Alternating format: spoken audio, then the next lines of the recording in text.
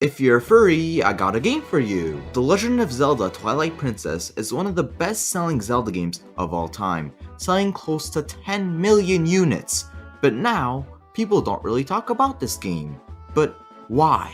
Is it because people don't understand what true quality is? Yes! First of all, the combat. Wind Waker's combat was good, don't get me wrong. The sound cues and visual satisfaction that came with every swing of the sword were quite gratifying, but Twilight Princess takes that and somehow makes it better. Just a ball and chain. The confrontations with the enemies just get better and better, and that's because you just keep on getting different moves to use all throughout the game. In this game, the Hero of Time teaches you 7 different moves. These moves could be the cool as hell ending blow, the helm splitter, and even the returning from Wind Waker, the backslice. With the backslice in Wind Waker, you just have to wait. Wait for the game to tell you to press A at the right time, which doesn't feel that gratifying. But in Twilight Princess, it's way more satisfying because you did it by yourself. But what I also like about the combat is not really the combat, it's how it's animated. Link's actions are animated so fluidly. Sometimes I'll just swing at nothing because it's so satisfying to just look at Link swing his sword. So yes, to summarize, the combat is really great, but what makes this game so special? Majora's Mask had masks, Wind Waker had the boat and the Great Sea, Twilight Princess has Midna.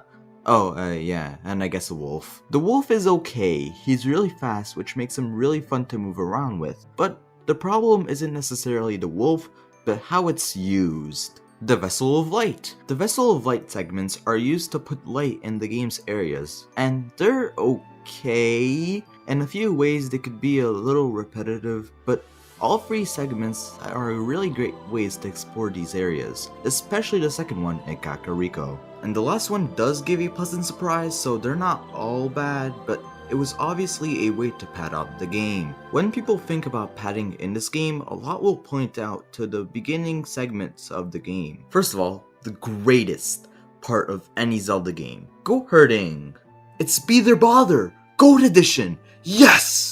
But sadly, it only really lasts for a couple minutes, so sorry. But other than that, you have to get the sword, the slingshot, and save the kids. These things aren't that fun, but the game redeems itself with the characters. Think of the beginning motivation in Wind Waker. You wake up, it's your birthday, and your sister gives you a useless item, and then, oh no, she gets kidnapped. When she got kidnapped, I didn't really care because she as a character wasn't likable, and more, did not have the time to be likable. So when she gets kidnapped, you're gonna be like, oh yeah, I do want to play the game, so I guess I'll save her. But Twilight Princess, oh boy, Twilight Princess just takes a million steps ahead. People might think that the beginning segment is just padding, but it does help you build a connection with the game's characters. Because guess what? The game actually took the time to develop its characters, and the characters were actually likable. So yeah, it is worse from a gameplay perspective, but from a narrative point of view, it is way better than Wind Waker. Oh, and speaking of great characters, can we just talk about a few of them? You got Colin early on in the game. He's more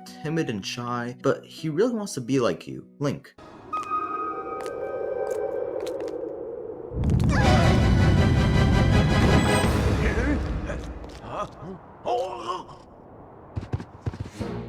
Even though if his action results in his kidnapping, he attempts his selfless act. And yeah, I'm pretty happy that he did do that because it resulted in this. You got Mallow, a I don't give a shit baby, who later then opens up his own shop. Oh, okay.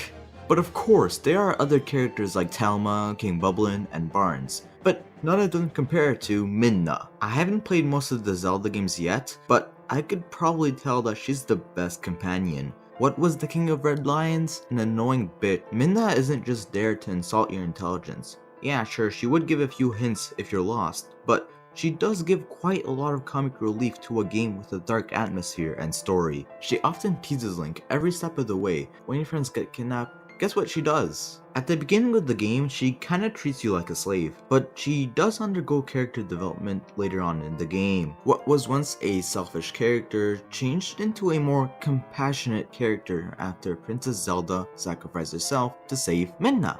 And this alongside her great dialogue is the reason why she's so great. But sadly, she does not reappear in other mainline Zelda games. She could have if they made an actual sequel instead of a great joke, but No, but something that does appear in almost every Zelda game is the dungeons. Wind Waker's dungeons were overall just okay, but Twilight Princess, oh boy, Twilight Princess just spits on it and delivers these masterful dungeons. In this game, there is not even a single dungeon that is even mediocre. Most of them are uniquely and interestingly themed, and have pretty good puzzles to them. I'm gonna talk about a few of them. Arbiter's Grounds is actually a pretty cool dungeon. I really like its theming, and they could have just done a generic sand area, but no, it's a spooky sand area. Okay, I know I'm not selling it well, but hey look, it's a Beyblade! And happily, the spinner is used actually well in the dungeon. Like, just look at this! And oh boy, the boss. The boss is just so good!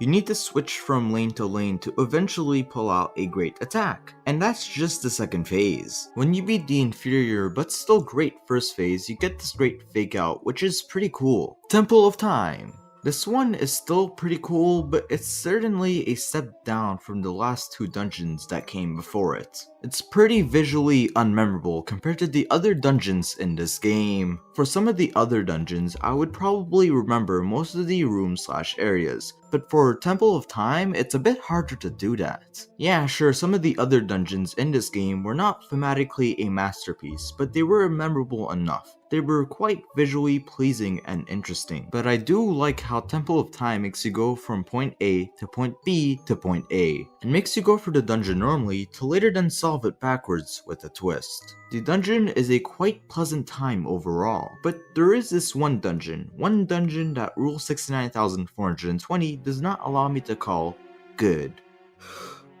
I like Lake Bed Temple. I know, I should be crucified, but the dungeon is actually pretty good. People might say that the dungeon is a bit too hard and or confusing, which, yeah, it could be quite intimidating when you have to go from Death Mountain to the game's great IQ test, but if you forget about that, you really gotta admit that solving puzzles in this dungeon is pretty rewarding. It has this great interconnected puzzle, which is that sort of thing that requires you to unlock the full potential of your brain. I felt pretty satisfied when I completed the temple, and overall the dungeon is pretty good, but the boss is just okay. But I don't think it's completely because of the boss's overall quality. The first three bosses were good, but the later bosses are really just looking down on them. I've already talked about one of the cool ones, so I'll just leave it there at Star-Lord, and let me tell you, he's not even the coolest boss. But you know what else is pretty good? The music. There's just so many memorable tracks. Midna's Lament, Zora's Domain, Lake Hylia, and just so much more. The music in this game is just very, very great. But there is one thing holding it back from true perfection: the audio quality. I know this was a game on the GameCube, but the audio format that they were using for the game's music just made the music sound so compressed. And the thing is that Wind Waker HD included remastered music.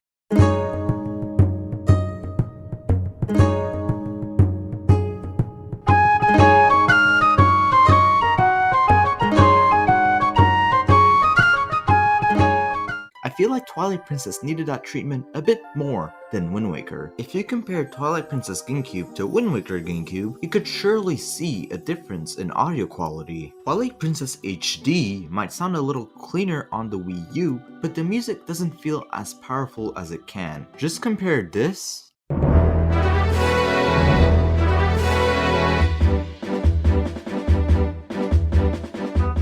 to this.